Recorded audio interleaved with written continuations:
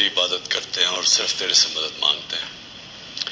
میرے پاکستانیوں، تقریباً 26 سال پہلے جب میں نے تحریک انصاف شروع کی تو اس کے پرنسپلز میں پھر سے آپ کو ریپیٹ کرتا ہوں، کیونکہ یہ کبھی 26 سال یہ پرنسپلز چینج نہیں ہوئے میرے۔ ایاک نعبد و ایاک نستعین، خودداری، تحریک کا نام انصاف، اور پھر فلاحی ریاست اور انسانیت۔ یہ 3 پرنسپلز تھے جو جب سے میں نے یہ پارٹی شروع کی ان 3 پرنسپلز پہ میں چلا ہوں۔ تو میں 2 کے اوپر آج بات کرنا چاہتا ہوں خاص طور پہ، ایک ہے خودداری اور دوسری انصاف۔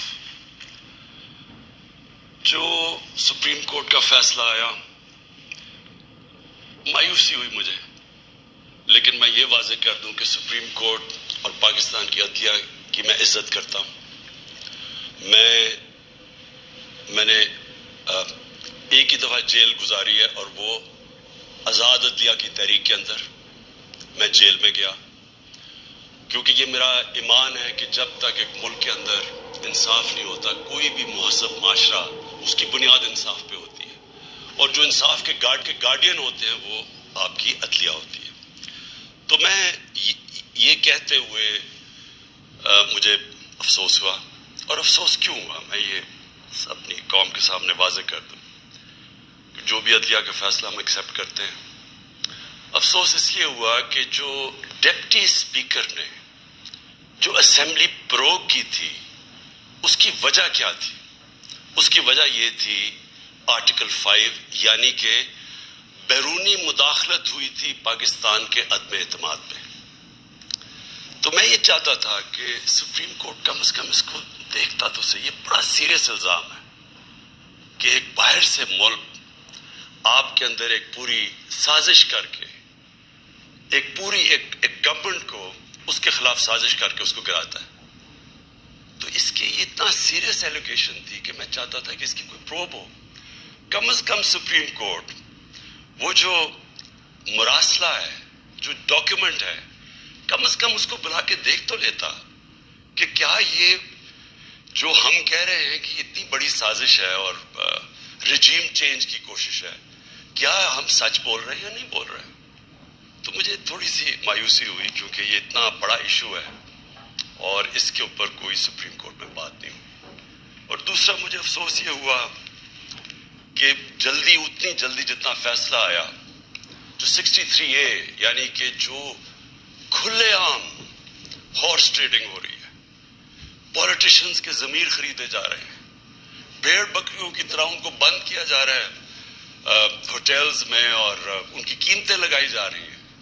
سوشل میڈیا کا زمانہ ہے، بچے کو پتہ ہے کس قیمت کے اوپر اپنے ضمیر بیچ رہے ہیں۔ کون سی جمہوریت ہے یہ؟ کون سی دنیا کی جمہوریت میں اس چیز کی اجازت دی جاتی ہے؟ اور جو سب سے بڑا انصاف کا فورم ہے عدلیہ، اس سے ہم ایکسپیکٹ کرتے تھے کہ کم از کم اس کے اوپر اور کچھ نہیں تو سو موٹو ایکشن لے، کیونکہ یہ تو ایک مذاق بن گیا ہے پاکستان کی ڈیموکریسی کا۔ کیونکہ یہ تو کہیں اتنے کھلے عام تو میرے خیال میں بنانا ریپبلکس میں بھی نہیں سیاستدان نہیں بکتے جو یہ بک رہے تھے اور بک رہے ہیں۔ اور وہ دیکھیں ابھی جو پنجاب میں ہو رہا ہے، کبھی وہ ہواری کے اندر لوگ بند ہیں جناب، ان کو نکل رہا ہے گارڈز۔ تو یہ تو کوئی جمہوریت نہیں ہے۔ لیکن اس سے جو سب سے تکلیف دہ چیز ہے کہ دیکھیں ایک قوم جس کی 60% سے زیادہ آبادی 30 سال کی عمر سے کم ہے، یہ ہماری یوتھ ہے، یہ ہمارا فیوچر ہے، اور فیوچر کو آپ اگر گائیڈ نہیں کریں گے، ان کی تربیت نہیں کریں گے، ان کی اخلاقیات کو اٹھائیں گے نہیں، اس طرح کی چیزیں کریں گے، تو وہ بھی یہ سمجھیں گے کہ اگر ملک کے جو لیڈرشپ ہے، یہ ریپرزینٹیٹیوز ہیں، یہ اگر رشوت دے کے لوگوں کو خرید رہے ہیں، کوئی بک رہا ہے کوئی خرید رہا ہے، تو ان کی ہم کیا مثال پیدا کر رہے ہیں؟ یعنی یہ کس طرف جا رہا ہے پاکستان؟ اور یہ پہلے بھی یہی شریف برادران نے شروع کی تھی چانگا مانگا، آج سے کوئی 30-32 سال پہلے، یہ تب شروع ہوا تھا یہ بھیڑ بکریوں کی طرح سیاستدان کو خریدنا، اور تب سے سیاست اور نیچے گئی ہے کہ جیسے لوگوں کو یہ پتا چلا کہ یہ بک رہے ہیں، لوگوں سے ووٹ لے کے آ رہے ہیں کہ ہم آپ کی بڑی خدمت کریں گے، وہاں جا کے لوگوں کی ووٹ لے کے اپنے ضمیر بیچ رہے ہیں، اور پھر ریزروڈ سیٹس والے بک رہے ہیں. ریزروڈ سیٹس تو ایک تحفہ دیتی ہے ایک پارٹی کسی کو، وہ بکے ہوئے ہیں، وہ کھلے عام بک کے اور وہ دوسری طرف گئے ہوئے ہیں. میں صرف ایک اب ایز اے پاکستانی بات کر رہا ہوں کہ جو ایک خواب دیکھتا تھا اور شروع سے کہ ایک بڑا ہمارا عظیم ملک بنے گا، اور میری یہ کبھی خواب نہیں گئی میرے سے، میرا یہ بلیف ہے کہ اس ملک نے بڑا ایک عظیم ملک بننا ہے، اور یہ ایک سٹرگل ہے اس طرف جانے کے لیے. لیکن یہ بہت بڑا دھچکا لگتا ہے اس سٹرگل کو جب آپ یہ تماشا دیکھ رہے ہیں. تو دونوں چیزیں بڑی سیریس ہیں ملک کے مستقبل کے لیے. تو میں صرف میری مایوسی یہاں تک ہے، ہم نے عدلیہ کا فیصلہ تسلیم کیا، لیکن میں اس میں ضرور مایوس ہوں کہ اوپنلی جب یہ چیزیں ہو رہی ہیں پاکستان میں، اس کے لیے کوئی سیریسنس نہیں ہے. یعنی جو بھی انصاف کے ادارے ہیں، جو ہمارے پبلک ہے، وہ یہ جب تماشا دیکھ رہی ہے، تو میں ایکسپیکٹ کر رہا ہوں کہ کوئی بھی اس کے اوپر، جو میں میری زندگی کتنے 20 گرمیاں گزری ہیں انگلینڈ میں، اور کافی اور بھی میں نے ٹائم گزارا، دنیا ٹریول کرتا تھا، کرکٹ میں ساری دنیا میں گیا ہوں. میں نے کبھی اس طرح کی چیز کسی بھی ویسٹرن ڈیموکریسی کے اندر نہیں دیکھی، کبھی سنا بھی نہیں ہے. نہ کوئی سوچ سکتا کسی کو خریدنے کا، نہ کوئی اپنے آپ کو اپنا ضمیر بیچنے کا سوچ سکتا ہے، کیونکہ معاشرہ اس کے خلاف کھڑا ہو جاتا ہے. جو میں نے اپنے لوگوں کو امر بالمعروف پہ بلایا تھا یہاں اسلام آباد میں، وہ اس لیے بلایا تھا کہ میں نے اپنی قوم کو یہ بتا رہا تھا، یہ آپ کی ذمہ داری ہے کہ جب آپ ایسی چیز دیکھتے ہیں، اگر آپ بدی کو کچھ نہیں کرتے، روکتے نہیں ہیں، وہ پھیل جاتی ہے معاشرے میں. وہاں جو میں نے دیکھا ہوا ہے ان معاشروں کے اندر جو مسلمان بھی نہیں ہیں، آپ یقین کریں جس طرح وہ امر بالمعروف پہ کھڑے ہوتے ہیں، میں تو کسی مسلمان معاشرے کو بھی اس طرح نہیں کھڑے ہوتے دیکھا. آپ ہمارے بیرون ملک پاکستانی ہیں، کبھی ان سے پوچھے تو صحیح کہ کس طرح وہ معاشرے اچھائی کے ساتھ کھڑے ہوتے ہیں، بدی کے خلاف ہوتے ہیں، حق کے اوپر کھڑے ہوتے ہیں، باطل کے خلاف کھڑا ہو جاتے ہیں، قوم کھڑی ہو جاتی ہے. جب برطانیہ میں 20 لاکھ لوگوں کے ساتھ میں نے بھی مارچ کی آج سے 20 سال پہلے عراق وار کے خلاف، تو برطانیہ کو فائدہ ہو رہا تھا عراق وار سے، وہ تیل کی جنگ تھی، لیکن لوگوں نے نکلے، انہوں نے کہا آپ بڑا غلط کر رہے ہیں، آپ جھوٹ بول رہے ہیں. تو قوم نکلی. یہ زندہ قوم کی نشانی ہے. تو میری آج اپنی قوم سے بھی یہ ہے کہ وہ، اور میں آپ کو بعد اس کے اوپر بھی آؤں گا جب میں اپنی تقریر ختم کروں گا کہ آگے ہم نے کرنا کیا ہے، لیکن میں اپنی قوم کو بھی کہتا ہوں کہ اگر آپ اس طرح کی چیز کہ ایک باہر سے سازش ہو کے گورنمنٹ کر رہی ہے اور وہ پلان کر کے پورا ایک پلاٹ ہے جس کے اوپر میں ابھی بعد میں بتاتا ہوں، تو یہ آپ نے اپنے آپ کو بچانا ہے. جو اپنے بچوں کا مستقبل بچانا چاہتا ہے اس ملک میں، آپ اگر اس کے خلاف نہیں کھڑے ہوں گے، کسی نے اور آ کے آپ کو نہیں بچانا. قوم کھڑی ہوتی ہے اس کے اوپر، یہ بدی کے خلاف. اب میں آتا ہوں جی، یہ جو مراسل ہے یہ کیا ہے.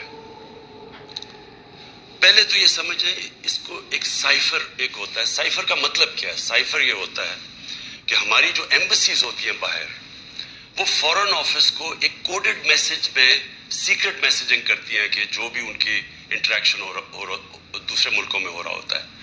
وکی لیکس کا آپ کو سنا ہوگا چند سال پہلے، وہ کیا تھا؟ وہ یہی تھا کہ امریکن ایمبیسیز جو اپنے سیکرٹ ڈاکیومنٹس بھیج رہی تھی، وہ کسی نے ان کو ایکسپوز کر کے وہ پبلک میں آ گئی، وہ وکی لیکس تھی. تو اسی طرح جو آپ کا یہ جو سائفر میسج آتی ہے، یہ ٹاپ سیکرٹ ہوتی ہے. کیوں نہیں میں وہ کاغذ پبلک میں دے سکتا؟ کیوں نہیں میں میڈیا کو دے سکتا؟ کیونکہ اس کے اوپر کوڈ ہوتی ہے، اور اگر ہم وہ سائفر پبلش کر دیں تو باہر کی دنیا کو پتہ چل جائے گا کہ پاکستان کی کوڈ کیا ہے. لہٰذا ہماری جتنی بھی سیکرٹ انفارمیشن ہے وہ ساری ایکسپوز ہو جائے گی. اس لیے میں یہ پبلک کو نہیں دے سکتا. لیکن آپ یقین کریں کہ میں اتنا میرا دل ہے کہ پبلک یہ خود اپنی آنکھوں سے دیکھے کہ یہ کیا تھا. اب میں آپ کو بتاتا ہوں یہ ہوا کیا. ہوا یہ کہ ہمارا امریکہ میں جو امبیسڈر تھا اس کی ایک ملاقات ہوئی امریکن آفیشل کے ساتھ. اب امریکن آفیشل جو تھا اس کی بس صرف میں تھوڑی سی بات آپ کو بتاتا ہوں کہ اس نے کہا کیا. اس نے پہلے کہا کہ جی عمران خان کو روس نہیں جانا چاہیے تھا. وہ بڑا اس نے کوشش کی امبیسڈر نے بتانے کے لیے کہ اس کی وجوہات ایک کنسنسس تھا, پہلے سے پلان بنا ہوا تھا, لیکن اس نے کہا نہیں یہ صرف عمران خان نے فیصلہ کیا. پھر وہ جو کہتا, اور میں یہ چاہتا ہوں آپ قوم ذرا غور سے میری بات سنیں کہ اس نے کہا کیا. اس نے کہا کہ اگر آپ عمران خان کو یہ, اور اس نے کہا ابھی عدم اعتماد درج نہیں ہوا تھا پاکستان میں, اس سے پہلے یہ کہہ رہا ہے, یعنی اسے پتا تھا کہ عدم اعتماد آنے والی ہے. کہتا کہ اگر عمران خان اس میں سے بچ جاتا ہے عدم اعتماد سے تو پاکستان کو بڑا مشکل یعنی کانسیکوینسز فیس کرنے پڑیں گے. تکبر دیکھیں کہ اگر عمران خان یعنی سٹنگ پرائم منسٹر اگر وہ نہیں ہٹتا اس میں سے تو پاکستان کو نقصان ہوگا. اور پھر کہتا لیکن اگر وہ ہار جاتا ہے تو پاکستان کو معاف کر دیا جائے گا. یعنی یہ بھی نہیں اس نے کہا کہ اگر وہ نہیں آتا تو جو بھی دوسرا آئے گا پہلے ہم دیکھیں گے وہ کیا کر رہا ہے پھر ہم اس کو معاف کریں گے. اس نے کہا جو بھی آئے گا معاف کر دے گا, یعنی کہ اس کو پتا تھا کہ کس نے آنا ہے, کس نے حج کنسلوائی ہوئی ہے, کون تیاری میں بیٹھا ہوا ہے, اسے سب پتا تھا, تو اس کو معاف کر دے گا. اب میں آج آپ کے سامنے جو یہ میں اصل میں جو بات کرنا چاہتا ہوں وہ یہ کہ دیکھیں ہم 22 کروڑ لوگ ہیں. 22 کروڑ لوگوں کے لیے کتنی توہین ہے کہ ایک حکم دے رہا ہے 22 کروڑ لوگوں کے الیکٹڈ سربراہ کو, وہ پتہ نہیں وہ کس کو حکم دے رہا ہے, کیونکہ میں تو چیف ایگزیکٹو ہوں, مجھے نہیں دے رہا, وہ کسی کو کہہ رہا ہے کہ اگر یہ آپ کا پرائم منسٹر بچ جاتا ہے تو آپ کو فیس کرنے پڑیں گے کانسیکوینسز. اور پھر کہتا ہے کہ اگر یہ ہٹ گیا تو معاف کر دیں گے ہم آپ کو. میں صرف آپ کو یہ کہنا چاہتا ہوں کہ میرے پاکستانیوں, اگر ہم نے اس طرح ہی زندگی گزارنی ہے تو ہم اپنے آپ سے سوال پوچھیں کہ ہم آزاد ہوئے کیوں تھے, ہم کیوں 23 مارچ کو سیلیبریٹ کرتے ہیں, ہم کیوں جناب 14 اگست کو بڑا جشن بناتے ہیں. اگر ہم نے اسی طرح رہنا ہے کہ باہر سے حکم آ رہا ہے کہ جی آپ نے اگر اس کو نہ ہٹایا, اور پھر ہوتا کیا کہ وہ شروع ہو جاتی ہے ایک دم ہمارے لوگ جانے شروع ہو جاتے ہیں, ہمارے جو اپنی پارٹی کے ایک دم پتا چلتا ہے جی, ان کو ایک دم پتا چلا کہ وہ تو جی تحریک انصاف تو بڑی گورنمنٹ بہت ہی بری ہے جی, عمران خان کے ساری برائیاں ان کو پتا چل جاتی ہیں اور وہ سارے ادھر اور ان کو بند کرنا شروع کر دیتے ہیں سندھ ہاؤس میں, اور وہ سارے ایک دم سارا ڈرامہ شروع ہو جاتا ہے. میڈیا کے اندر بھی پیسہ چل رہا ہوتا ہے, میڈیا کی یعنی میڈیا کو بھی شرم نہیں آئی کہ ایک لوگ پارٹی کے ٹکٹ پہ الیکٹ ہو کے دوسری پارٹی میں جا رہے ہیں, سب کو پتا ہے پیسے لے, وہ بھی اس کی سپورٹ کر رہا, بڑا جشن بنایا جا رہا ہے جی وہ گورنمنٹ گر رہی ہے, یعنی جس طرح کوئی بہت بڑا کارنامہ ہو گیا یہ. اور پھر ہمیں آہستہ آہستہ چیزیں پتہ چلنا شروع ہوتی ہیں. پتہ یہ چلتا ہے کہ ان کے ڈپلومیٹس, امریکہ کے ڈپلومیٹس ہمارے لوگوں سے مل رہے ہیں. چند مہینے پہلے ہمارے میرے اپنے دو آ کے, ایک میرا کے پی کا منسٹر عاطف خان, وہ مجھے بتاتا ہے کہ ہماری شندانہ ہماری ایم این اے ہے, وہ کہتے جی ہمیں امریکن ایمبیسی میں بلا کے انہوں نے باقاعدہ کہا کہ یہ عدم اعتماد آنے لگی ہے عمران خان کے اوپر, اور ان سے بڑی لمبی یعنی چند مہینے پہلے ان کو پتا تھا کہ آ رہی ہے عدم اعتماد. تو آہستہ آہستہ پتا چلا کہ یہ تو پورا پلان بنا ہوا تھا, تو ایک پوری اسکرپٹ چل رہی تھی. تو میں پھر اپنی قوم سے کہنا چاہتا ہوں کہ دیکھیں یہ ضروری ہے ہم سب کے لیے فیصلہ کرنا کہ ہم کیا چاہتے ہیں. ہم ایک آزاد قوم بننا چاہتے ہیں, خوددار قوم بن کے رہنا چاہتے ہیں, یا اس طرح کے غلام چاہتے ہیں.